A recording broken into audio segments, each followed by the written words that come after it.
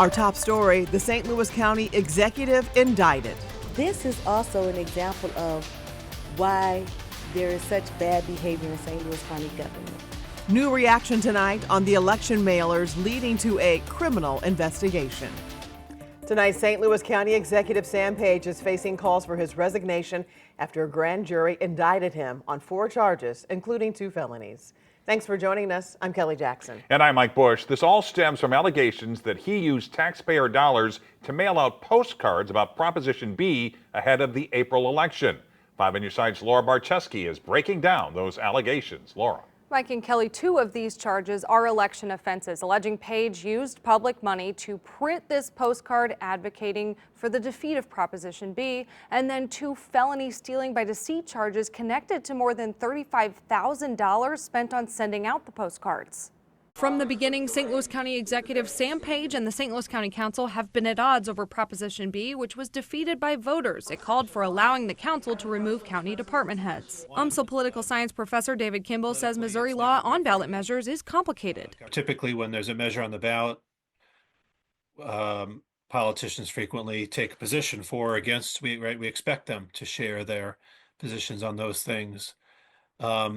But this is using the government funds for the campaign, and it's supposed to be an informational campaign, which is supposed to be more balanced. And so I'm not a lawyer, but this could be a complicated legal case. Page tried to fight it with an unauthorized veto, a lawsuit trying to get it removed from the ballot, and then came the social media and postcard campaign. One side of the postcard had 2 columns about a yes or no vote, and the other side had a quote from a court ruling calling the ballot language itself misleading. As it turns out, the information on the postcard was not accurate. It was not going to cause any of the things that he said it was going to cause. Page has consistently claimed the information was accurate. This postcard is also part of the Secretary of State's investigation launched after the election, all leading up to Attorney General Andrew Bailey's case and the indictment Wednesday following a grand jury decision. Bailey saying, quote, any intentional misuse of taxpayer dollars in an attempt to rig the outcome of an election is illegal. Attorney Scott Rosenblum says the issue that now has to be decided in court is whether or not the card was persuasive one way or the other. I think that some of the fear factor in there, arguably, but I think there's enough gray area in there that you can make a case both ways.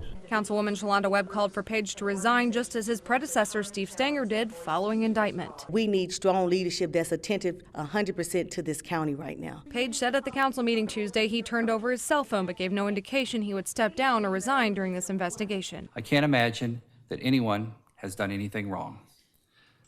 I will cooperate fully with the investigation, and then I'll also be focused on the good work that we're doing for the county. We reached out to Page's attorney and have not heard back. Page is scheduled for an arraignment August 29th.